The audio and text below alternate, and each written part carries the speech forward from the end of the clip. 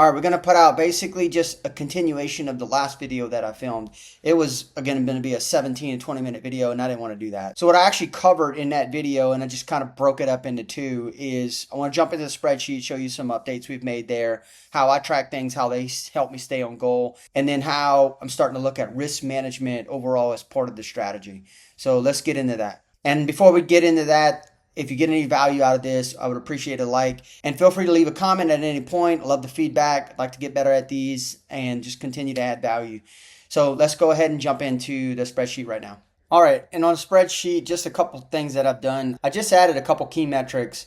I wanted to see what was my percentage of return on everything that I've closed so far. So you could see it's been around 2.42%. And that's pretty good because that's inclusive of some of the very, very lower risk initial ones that we were practicing on. That was only around 1% return. And then the overall return basically just says how much total premium have I collected divided by the total cost of capital it took to hold those. And those could be open or they could be closed. So those are still in flight. So that number could adjust up or down depending on whether I'm closing contracts early or not.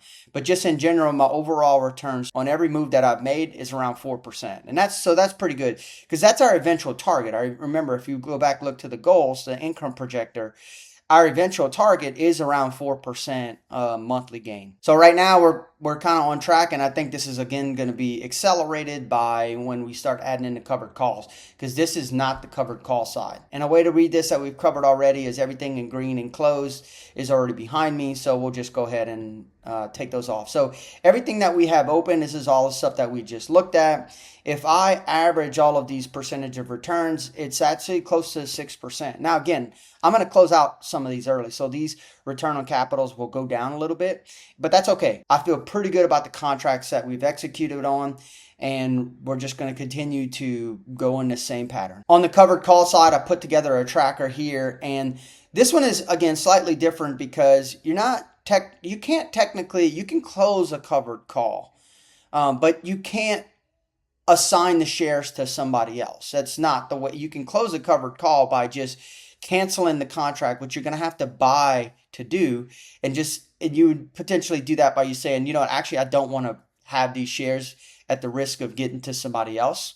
So I'm just going to go ahead and cancel this contract. And in some cases, you're probably going to pay more than you paid for the premium if the share price is currently trading above what your strike price was. So what that means is it's really no reason to close these unless, again, you just desperately want to keep these shares. You think they could go to the moon, and you're not happy with the strike price that you assigned in that covered call, and you just want to keep those. But for the most part, I'm not going to cancel these contracts. So that's why I'm realizing the premium when I actually get it in the current month that I get it, and not in the future month whenever that contract is set to expire.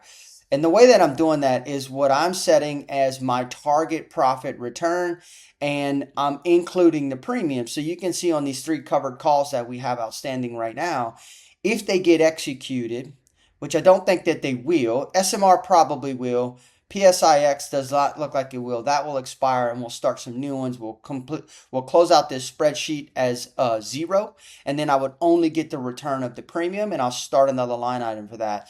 But SMR, you can see somebody's going to get potentially a good deal. This stock could be trading at $50, maybe even $60 next week, and I'm going to have to sell it for $45. So they're going to get a deal, but what I'm going to get is what I originally planned for was a pretty high return, which is inclusive of the premium. And that's total about an 18% return in 25 days. I'm never going to complain about that. And I'm just going to move forward and continue the cycle on again. So that's how I'm tracking my covered calls. And again, the reason I put this together is it's so important for me to keep things into perspective. Yes, sure, SMR could skyrocket and I could technically look like I've gotten a bad deal, but I'm never going to complain about an 18% return on my capital in 25 days. Because right now, the strategy is for me to generate income from this. And that's what these premiums and these short covered call timeframes are doing for me.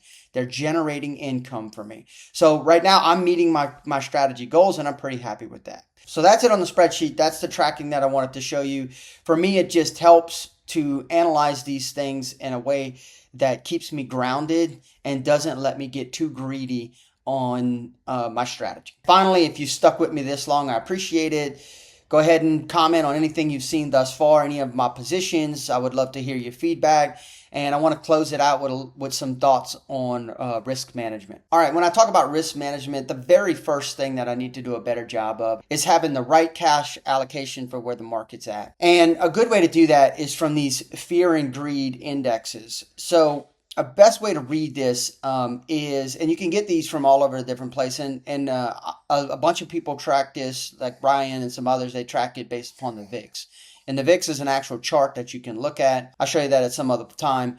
But when the VIX is between these levels, or the fear and greed indexes are between these levels, these percentages that you see are what you should ideally have as cash on the sidelines. So the best way to read this, at least that I read this, is that when there is fear in the market, that means the market is pulling back. That means people are taking their profits from potentially higher positions. There could be a little bit of volatility in the market. There could be volatility in the news. But the market in general is just either pulling back or has pulled back. And that's when you want to start to deploy some of your capital. On the other side of this, when there is greed or extreme greed in the market as is just skyrocketing, it's at an all-time high. That's when you want to start to move to higher percentages of cash to take advantage of when the index swings back to the other way towards fear, greed, and it starts to pull back. So when it's pulling back, you deploy more cash into the market. When it's at an all-time high or it's going towards the top of its Bollinger Bands is when you start to close some of your positions, you take your gains, then you start to operate with a little bit more cash sitting on the sidelines for when it goes back the other way. And one of the things that I have not been doing a good job of is just following this and having the right amount of cash on the sidelines. So that's why I didn't make a ton of moves this week, and I really don't anticipate on making a ton of cash secured put moves next week either, because that deploys capital. Now these assignments that I'm going to get for PSIX, that's different. I'm going to get assigned those shares no matter what, and I'm going to be holding those positions. So when I do covered calls against those, I'm setting the strike price way up.